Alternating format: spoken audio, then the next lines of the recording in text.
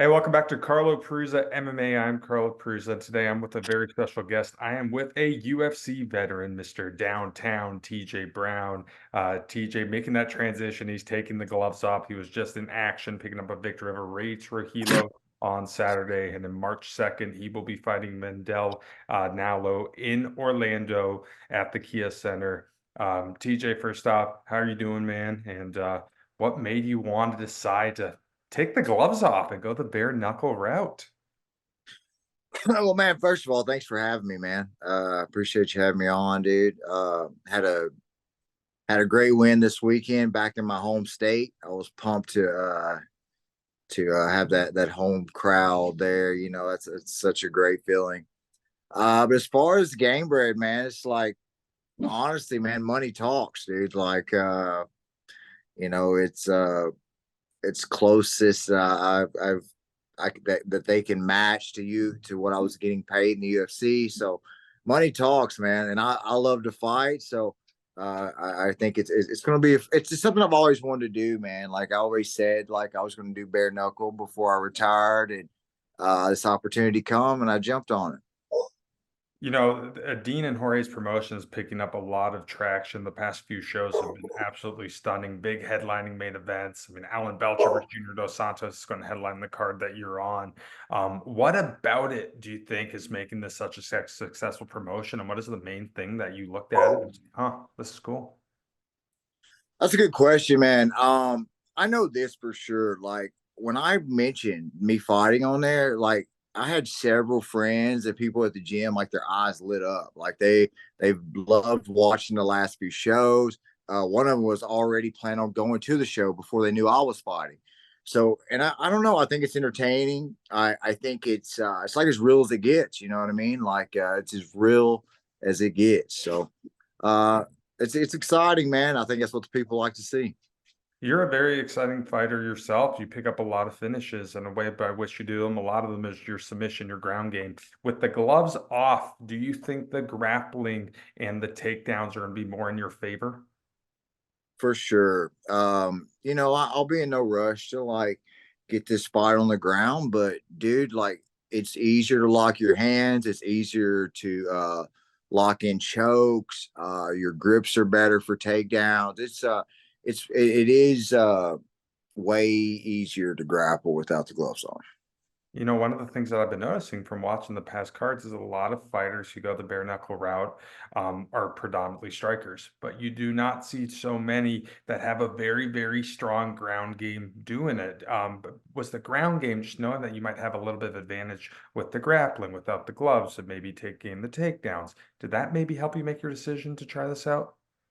It wasn't something that came to mind, to be honest. You know, it wasn't. I mean, you really us talking about it's got me thinking about it now. But you know, I am successful on the ground, but dude, if you've watched several of my fights, I love to let these hands go too. So, and I mean, I like to entertain, man. At the end of the day, like I love fighting, but I also love performing, man. So you know, I want to go to that place in this fight, man, put on a performance and go in there with that killer be killed mentality and just put on a show. Overall, what do you think of your opponent, Mandel Nallo? You know, it's hard to say. I was so focused on my fight Saturday. I haven't looked at him a lot. I think he's a decent striker. He's got a good jab. It's fun for me because I'm good at taking jabs away. So it's an interesting matchup for the fans, and but I think he's a down opponent, man. So I'm not sure what caliber of fighters he's been fighting. You know, I think my record speaks for itself on who I fought and the names that I have fought, but I haven't. I'm not sure what caliber he's fighting, but I'll definitely do more research on between now and then. Now, overall, what have the reactions been from your friends, maybe from the public, when you've been telling them that you're about to take the gloves off and fight bare knuckle? Well, it's been a mix emotions. Some of them think I'm crazy. Some of them think it's awesome that it's a perfect style for me. So it's been a lot of mixed emotions. Let's talk about your MMA career for a little bit as a whole. So you've been at the game for over 10 years as an amateur and a professional. How did you choose to get yourself involved with this crazy world of combat sports? That's a great question, man. Starting out, I always played sports growing up, man. Like I played football, baseball. I even went on to college to play at a smaller D2 college, but things didn't work out. Was getting in a bit of trouble. And along that, I had a pregnancy scare, which is my 12-year-old son in there, and around this time, I was like, man, I've got to figure something out. Like, I've got to finally make a living. I've got to get my shit together, you know. And I found Westside MMA, started training there. Trained for like 3 months. Took my first fight, knocked a guy out in 10 seconds. And I was like, this is for me, man. And while my career's not always been that easy, man, I love this sport because of the lifestyle that I'm able to live by doing it, and the man it has made me into along the way. And I love this lifestyle. I love this game, and man, I want to do this forever. You know, whether it's coaching or whatever, but I want to be involved in the sport forever. In this current day and age in 2024, mixed martial arts is a huge part of our culture. I mean, it is a money-making machine. Everybody watches it, it seems now. 10 to 15 years ago, this wasn't as culturally accepted as it is today. The money maybe wasn't in it. And, one thing I love asking fighters is during those early days, during those early amateur bouts, do you have any crazy fight stories? Like maybe mystery opponents, no weigh-ins, unsafe fighting conditions, anything funny or Dude, I one thing that come to mind is I had a friend. He fought. It was an outdoor venue, and I remember it just started pouring down rain, and dude, and they're slipping and sliding and on the cage. It was just crazy, man. But forever, my friend Zach Thompson was his name. He fought. I think he won a belt that night. But dude, it was the craziest shit I ever seen, dude. They were out there going at it, pouring down rain. But yeah, that was a pretty good one. Now let's talk about your little stint in the UFC for a little bit. You made your debut on the Dana White Contender Series. Overall, what was it like? What was it like? Do you remember the day you got the phone call saying you had the opportunity to fight on the Contender? Yeah, man. Right before that, I'd went on like a 4 or 5 fight win streak in 2019. I was hot, man. I was everything was clicking. Got the call for contender, and man, I trained my butt off, dude. Like mentally, physically, I was more prepared than ever. And that fight was a crazy fight, dude. The first round, I get knocked down. Got deducted a point for kneeing him in the head. Like it was just chaos. And I remember going back to the corner and I was like, Coach, how do I win this fight? And we switched game plans, ended up finishing him in the third. I win, my son's there. Dana White gives me the contract. It was a dream, man. It was an absolute dream. One of my favorite moments of my career. You were able to find a triangle in that third round coming into the contest. Was that something you were looking for? Or did it just happen organically? I'd say it just happened, but that is my move. I guess if you say you have a pet move, like the arm triangle's always been there for me, and I think really it's the best submission for MMA.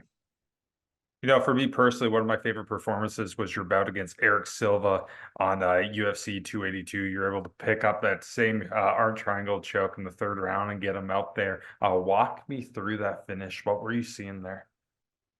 Yeah, just I think he was an up and comer, also on the contender series, looking to make a name for himself.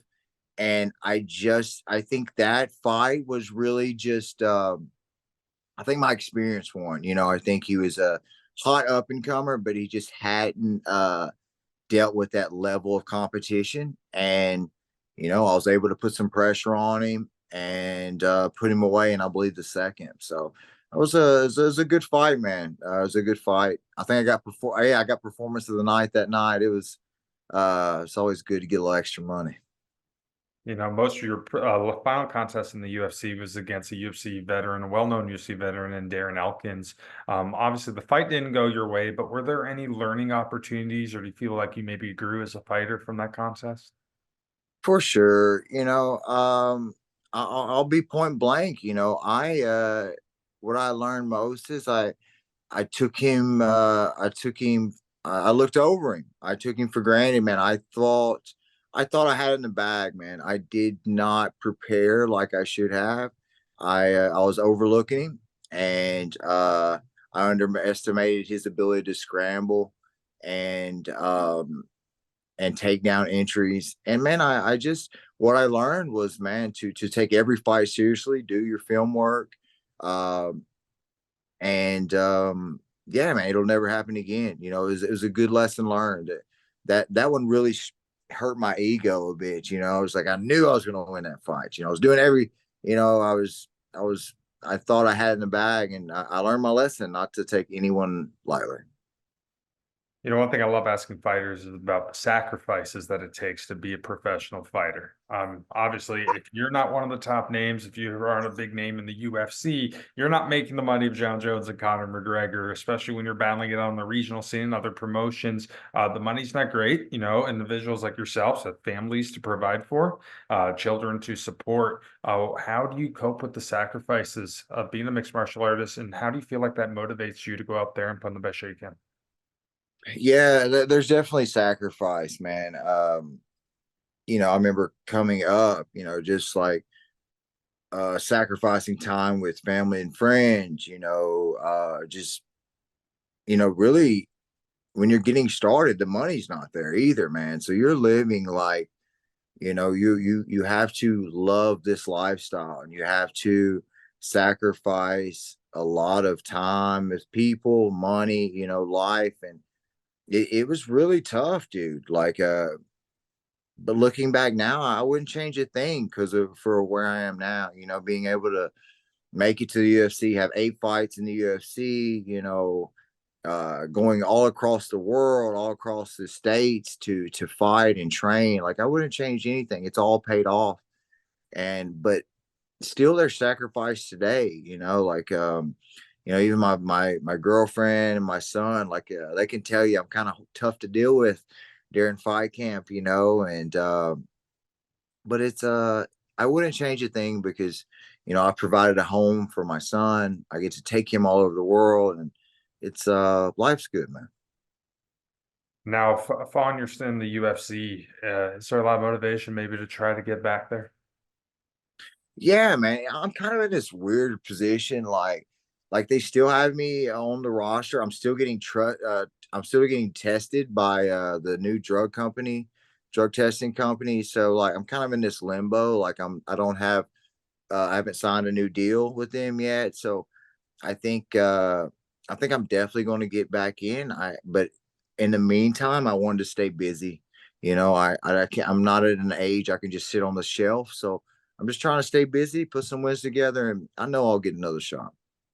Do you think a big win against Nallo on March 2nd, do you think that could help you? I think that'll put the cherry on top, man. I think that'll be the thing that does it.